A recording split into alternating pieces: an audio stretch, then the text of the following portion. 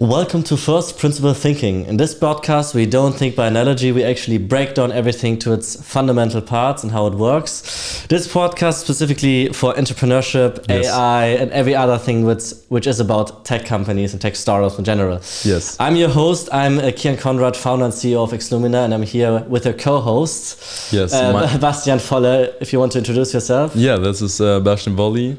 I'm co-founder Loomfeld, and I'm excited to be here and talk with you about these new topics and explore new topics around about founder business and all this nice stuff. Absolutely, I'm hyped up too. This is the first episode of First Principle Thinking, so we're gonna talk about a lot of different things, but we'll stick to the main thing about tech entrepreneurship. Yes. So let's start with the beginning and introduce a little bit from our own stories, how we started. Do you want to start with how you started your company? So I actually what mainly titles Loomfeld. I didn't start the company. I wasn't the founder or something, but I'm working on it too. A very good friend of mine, my colleague, asked me if we wanted to join in the new startup and the new company. So I said, hey, yes, let's do it. And then now here I am.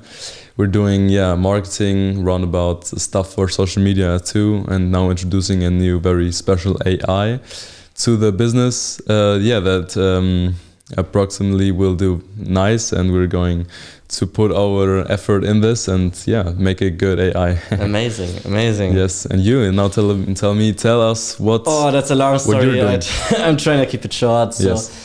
Like I said, I'm the founder and CEO of Illumina Space. We are a space company, a space startup, to be more specific. We are building a satellite constellation that can beam energy across space, specifically beaming energy from sun synchronous orbit into low Earth orbit. Okay. Which is like our first commercial use case for that. It started actually as a high school science project. During first, it was the idea was to send a rocket into space above the Kármán line. And then I thought on my 18th birthday, let's make this a startup. So I went directly the day after my 18th birthday to the notary and incorporated the company. And then around a year after, we pivoted into satellites. It has more product market fit, which is like one of the things we're going to talk about in this podcast. Product market fit is quite important. And this is like a very shortened version of what's the whole story. But let's go step by step through everything we learned on our journey, since we are both founders now. I'm now 2 years into my founder story. You know, how many months you're now the co-founder? I think like a fourth of a year. So not that long into Loomfeld, but I was very excited about business and the whole entrepreneurship and life.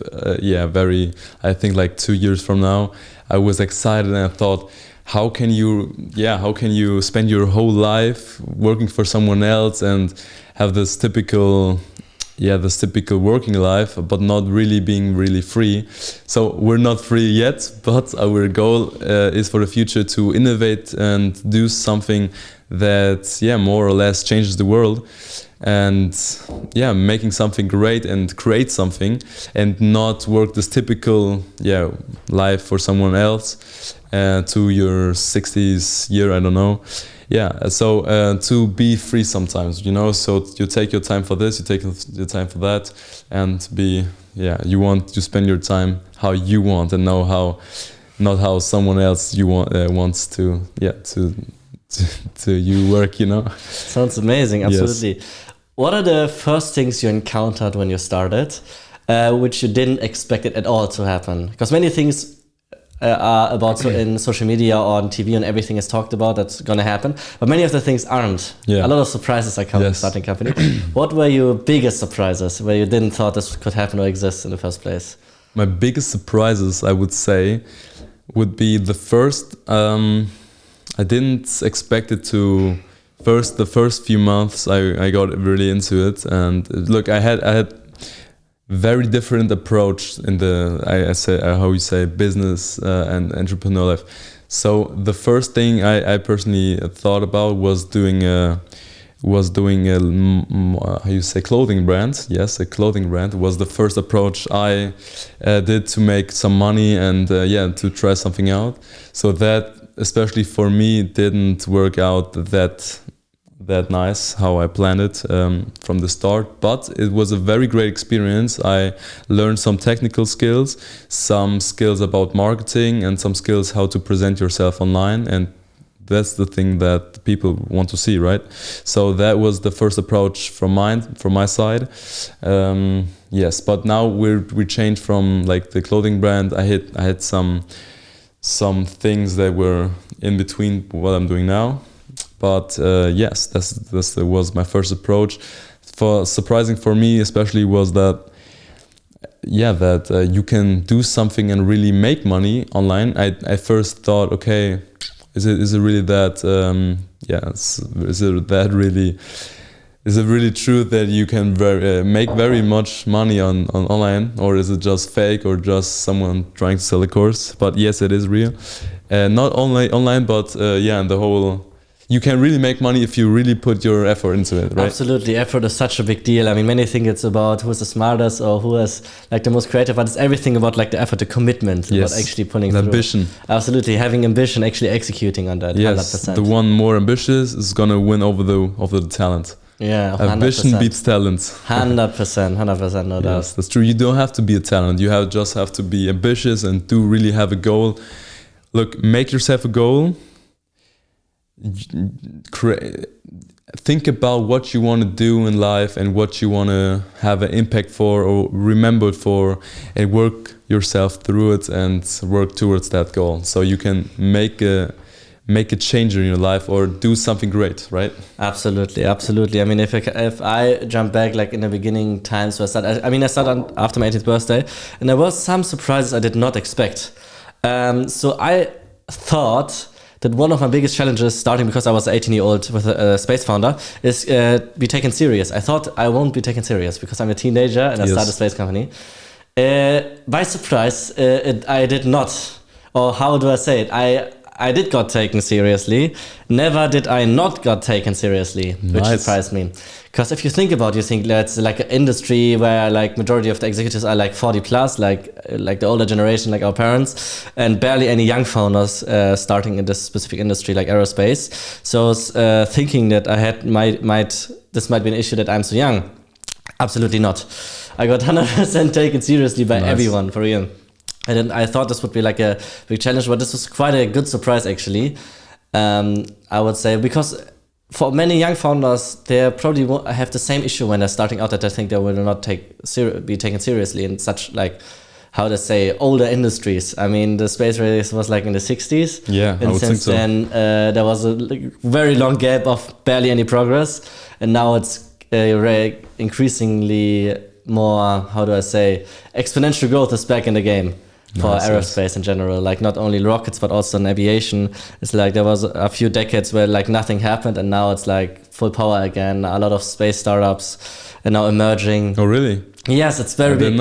Because after the space shuttle retired, space was basically dead, commercial space. What do you mean by space shuttle? 2011 was the last flight of the space shuttle. Ah yeah, I remember. And then the US has no way to get humans into space, and they needed to use the Russian Soyuz. Spacecraft. They're like the biggest enemy of the US. Yeah, sure. Yeah, so, and then there was the Chinese who had their own spacecraft. So there was like a decade of gap where there were no access to space for the US for crewed space.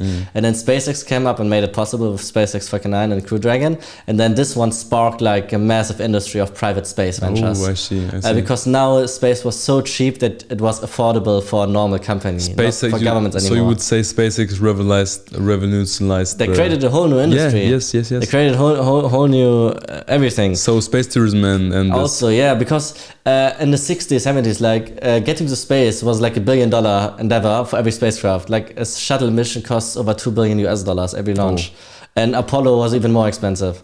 And then SpaceX cut it down to like $68 million as of now. And it sounds quite a lot for a normal person, but compared to like $2.5 billion, it's a very big difference. Of course. So now space becomes feasible, like not only technically, but also financially, because it used to be very expensive and very cheap now, right? And now it's affordable for normal people. Like per kilogram, the lowest possible cost per kilogram right now into orbit is like $5.7K. Okay. That's cheaper than an average car to get a satellite into space. Wow. This is of course the lowest possible price, not the actual ones, because you pay supply and demand is a big deal still in the pricing. But from the fundamental, the first principle thinking approach, it's around 5.7K in total it costs. Wow, yeah, this was what Elon Musk said with the first principle thinking.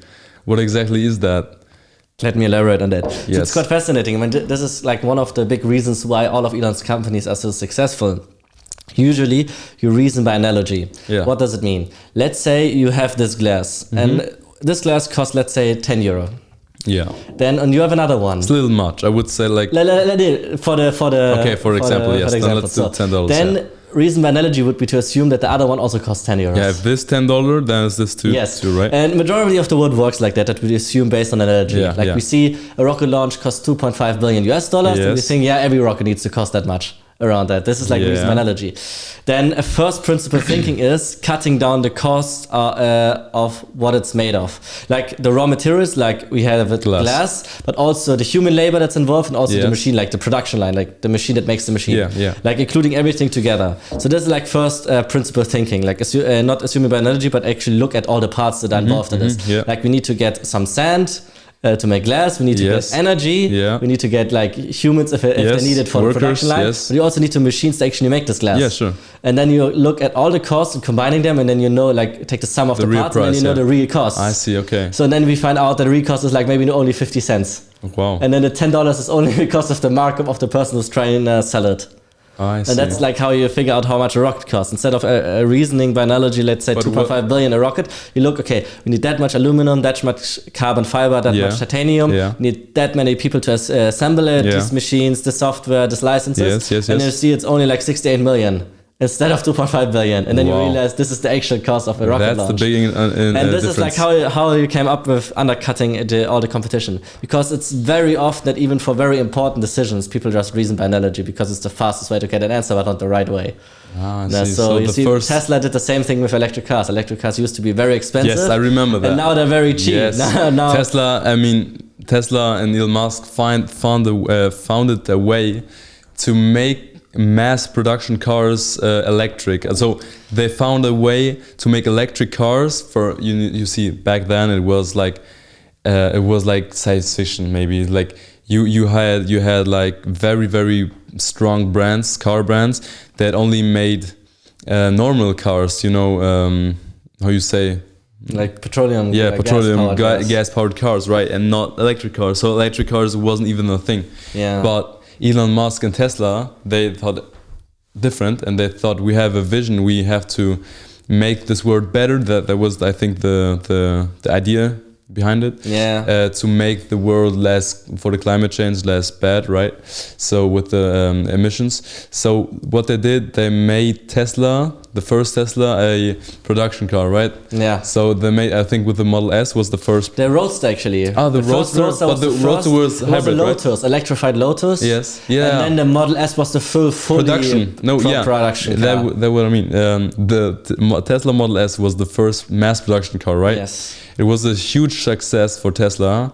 So Elon Musk revolutionized the car industry, and now it's normal. Electric cars you see everywhere. Electric cars, very interesting. What first principle thinking can how do. How important this is. Yes. Because many people don't think about it, but this is the main reason why all of Elon's companies are such a big success, because he started out with first principle thinking, not reason, okay, it costs 2.5 billion, it's impossible. It's so crazy. Looking at what is the sum of the parts and then finding out what the actual cost behind it is. Because Elon Musk has not only Tesla, he has, what else did he founded? Co-founded PayPal? Solar City he started, but it's not owned by Tesla, so this is all Tesla. Okay. SpaceX. Neuralink, one of the most interesting companies of all time, working on neural interfaces. We have to talk about this too, but let's talk about it in a second. Let's because very interesting and very controversial, I think. But this topic, let's talk in a second about it. What has also he has Grok AI, right? Grok AI, it's XAI, and the product is called Grok. Yeah, he bought Twitter, right? And now it's X. It's trained with Twitter data, so it's right. Yes, now it's Twitter. X, right? So you mean Grok AI is powered by Twitter? By Yeah, X? so Elon acquired Twitter, not only for its political reasons, but mostly to get all the data to build a competitor for OpenAI. Very smart. Now he has the control. Yeah, because he used to be co-founder of OpenAI actually, and then they had a big fight with Sam Altman. Sam Altman, yes. Then he left and decided to make his own AI research lab, XAI, but he needed to get some data for it. Yeah. So he acquired Twitter as like one of the biggest databases for text at all, and then trained Grok with it. You think that Grok AI Grok AI is one day overtaking OpenAI and ChatGPT? They won't. If they do, it's like we're gonna figure out. Yes. So the thing is, usually when it comes to inventing a new technologies, the people who invent it are usually the best of continuing its development, like iterate on the design. Not only because of technological superiority, but also because they have the vision behind it. Yeah. Yes. Apple for a very long time led the phone race for like a decade with the iPhone. Even though other competitors had already better technology. BlackBerry, for example. Yeah, BlackBerry, but they were a little bit too, how do I say, they were ignorant of progress. They were thinking they were like the biggest deal and no one can touch them. And then Apple took them over with ease because they had the innovation, the vision behind it. Yeah, that's what many people get wrong too.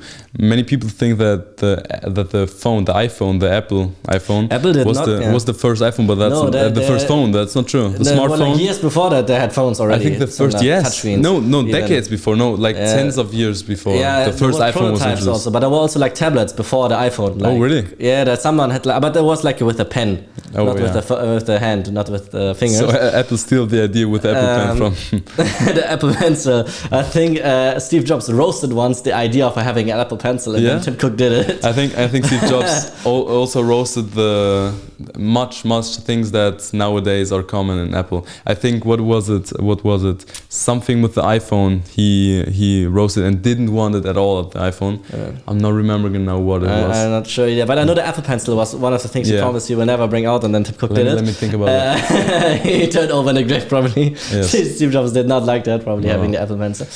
Well, interesting how the legacy of Apple is now still continuing. Since Steve Jobs is gone, Apple kind of lost the innovation. They're not like the leading edge of innovation anymore. Well, I don't know about that. But when, 100%. There's so much new products with Tim Cook. Tell me one. And like that, for example, the overview. No, okay, that's not innovation. It's like a decade. The HTC Vive did it like that is not innovation. Ago. Sorry. Apple Vision Pro. But this is like 10 years ago we had VR. But anyways, to give the point, usually the founders, as long as the founders are leading the company, they keep innovating and be number one. Yes. Like OpenAI made ChatGPT. They basically invented it, brought it to the market. Now there are a bunch of competitors, but they cannot keep up with that. Okay. So usually because they have the vision, they're the first ones to actually bring out the new features. Look, OpenAI is always, they brought first custom GPTs. Yeah. And then wait. Custom GPTs now are online, right? Yeah, for months already. I have to try that because you didn't try it yet. You're gonna show me one time. Try it. Yeah, I will show you later. But like OpenAI made a lot of the first features, and then Grok took months of replicating that. But Grok has no feature over OpenAI. Yeah, I see. So now ChatGPT. They're trying to copy what OpenAI did without bringing the real innovation. But one question, did Elon Musk also included his new ideas and new innovation and technology into OpenAI and ChatGPT? Or was it just Altman? Before they had the fight, they were co-founders. So a lot of the tech from Elon is So we can say, but... Elon funded OpenAI for the first years. I know. Yeah. So Elon Musk has more capital now than OpenAI? Is that so that... Kinda. So recently XAI struggled raising funding, and then Elon took money from SpaceX and put it into XAI. Yeah. Because SpaceX used to be the biggest privately held company in the world. From valuation. OpenAI? No, OpenAI. They took them over. Oh, crazy. So with his money, so he could, so sure. So he funded something to nowadays being more valuable than his own company. But now he's not in OpenAI. No, it's not. No, they had a big fight. Okay. Because to get back from what the story, it's of course heavily now simplified.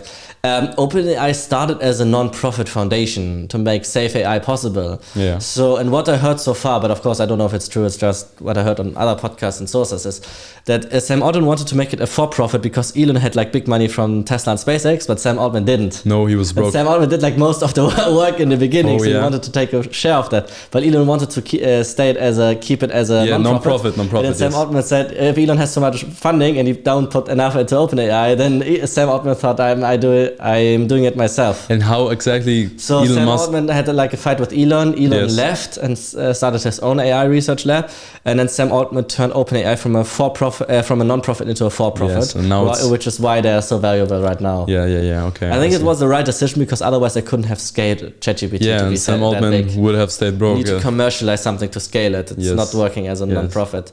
Even though the idea sounds good of having a non-profit lab, it's not really the Nah, it not really sounds that good in the in theory. It sounds but good, in practice, but in not good. practice it doesn't really work. Look, and when you have the biggest AI company, you There's don't a want to reason why have it. private companies are the AI leaders and not government-led research labs. Yes, and you It's don't like- want to have it first governmental and not profit is also. I don't know. If you have the biggest AI company in the world and you're the not thing is, making where to profit get the out of data it. from also. But look, that's the thing. OpenAI. So the most of the people, like I think a large percentage of people use ChatGPT free version. So they're not making money off. They have to But invent this is new the point. features. Not only the paid version, but they still make money with the data. Because when you talk to ChatGPT, they train the data based on the conversations you have with it. Okay. So data is very valuable in AI, like the most valuable research and compute. I saw a new feature coming out from OpenAI, featuring. Do you heard about it? It's called Pulse. I saw. I saw the thumbnail of the keynote, but I didn't have time yet. Let me tell you about it. So Pulse. Did you watch the keynote? Yes, I did not watch a single video from a third party Okay, about tell me, it. what is this? So Pulse is basically a new feature coming to OpenAI to scale the company much more. It would be around about $200 a month, featuring like the Pro version. No, it's like a Pro Max version, you know, featuring a new system based on your questions. All the day you're asking ChatGPT, but it's only good for people that use ChatGPT all the time, all the day, right? I need to watch the keynote. So you have to watch it. So it's basically a model giving you very deep research about what you're telling AI. So if you, for example, have a problem about something, right, in your business, in your life, whatever. So you can all day you will become a Pulse. It's called Pulse. From these questions based on your thoughts or problems from the past days, and you will get very personalized pulses like a heart from the AI agent. Is this agent? And this is the first AI. Like the notifications are coming to your phone when yes, it's coming to you, and you have like a feed, a home feed, like the card switch. Cards. You can see very deep, hard research. OpenAI. That's the first AI that really is proactive for you. So it's not like you as not like something as reactive anymore, but more proactive. Proactive. So you have to, for example, imagine you're using ChatGPT, and the next day, Pulse from ChatGPT is coming to you, proactive, and telling you the newest news or the newest topics you want to hear based on what the day before you asked him. Very deep research. So this is the first AI very personalized to you and to your opinions, your thoughts, and your problems. So you can solve problems with AI much faster and much deeper. So it's a very crazy tool. I need to see the keynote. It sounds amazing. I need to try that out. But I don't know if this really is gonna be for the for the whole mass. I don't think so. It's very. Because first of all, it's more like more niche, more for business and entrepreneurs. Because first of all, it's $200 a month. Yeah. Second, many people won't pay that much. The free version offers a big amount of information and big amount of features you can use right now. So I don't think that it's being so convertible. We have to look, but I think that is a very great idea for people that really need this and are very into OpenAI and ChatGPT. So I will for sure try that. Yeah, sure, do it. Sounds interesting. We're gonna look into it, but yeah, let's talk. We will talk more about it in the next episode, or we try that out. Yeah, sure, let's do it. And we can give some. Also, feedback. we're gonna talk about not also this, but also about others. AI features, AI and stuff in general, technology. Very exciting here because look, this is the future. If you want or not, this is the future. Where we're heading. So we can't look. This is very controversial if you like or not like AI. Me personally, I'm gonna think about it much more. AI can be very, very helpful in our lives, but I think it's more or less coming to a point where we can't live with AI one day, right? So for much people, so and that's why it's You you cannot live without AI. Yeah, no, me personally I can't, but it's coming to a point where the whole life, where whole humanity. I don't think I could live without AI anymore. Yeah, let me think about it. I can survive, but I don't know if I can live. Yeah, that's like a good two different things. That's a very good point. That would be like. For me, I have to personally think about that, but look, for me, AI it can be a tool, but I don't want in any phone that AI how to say that it's taking over everything. Taking over my whole life. I think it's gonna happen, but I don't think it's a bad way. I mean, did you watch Star Trek? No, but I heard about it. Watch it, the TV shows, because there's a species called the Borg. Yes. Which is like a collective of like a machine-human symbiosis. Okay. To say. So like an AI. It's like, imagine I have a Neuralink and you have a Neuralink, and we can synchronize all the thoughts at the same time. But then you also have AIs and other type of intelligence, and it's like one synchronized collective. Okay. And it's like the most powerful, like, it's of course fictional, but it's like in the show it's the most powerful like civilization. Because if you think about it, a species where you can not only have AIs as an independent autonomies. Yeah. But also don't have humans independent from AIs, but you merge two of them together, but not like I talk with my phone like I do right now, but actually having a chip in my brain that synchronizes my thoughts. Like I think about something and it streams the information right into my brain. It sounds like sci-fi right now, and for now it is, but we are heading toward the future. I mean, Neuralink just tested it. Let's talk about that. They're working on a technology called telepathy, like telepathy, where you can talk between humans just with your thoughts, but you can also talk with an AI. Because you know Elon also owns Grok AI, so you can talk with Grok in your brain. ChatGPT in your brain, yes. Yes, so you basically have Grok like an LLM in your brain. So if you have any questions, it streams the information right before you even ask the question. No, like you want to know something, that is and too much for me, my man. Formulate a question, you already have the answer in your head. And imagine the leverage. Yes. Imagine leverage we had as humans having this capability. What do you mean by leverage? You mean the innovation because for usually, people? The more access or the better access of advanced technology we have, the more leverage we have, the more sophisticated things we can do. Like right now, if I want to start a software company, it takes me like a day. I can vibe code a prototype within like 3-4 hours, and then launch the website, open like a company in some very non-bureaucratic jurisdiction, I see. So not Germany, and then start like a whole software company like a B2B AISS or something like that within a day. That wasn't possible a decade ago. Imagine the level of complexity that took. You need to employ multiple people like engineers and other people. Yeah, sure. Even now we have legal AIs that can write up contracts. Imagine you need a whole person for that just to write up a contract. It used to be like that. And now an AI can do most of the work. So it gives you leverage to do things that wasn't possible before. You can do more sophisticated, more bigger challenges. You can tackle bigger challenges. I understand now, yeah. So imagine now you have a chip in your brain where you stream the whole AI, basically the whole internet. That's the filters, of course. AI filters, of course, the necessary information, so you don't get overloaded with data. But it streams you an information in your brain, and you don't need to ever ask about something or learn some new skills, because you can just download every capability you want in your brain.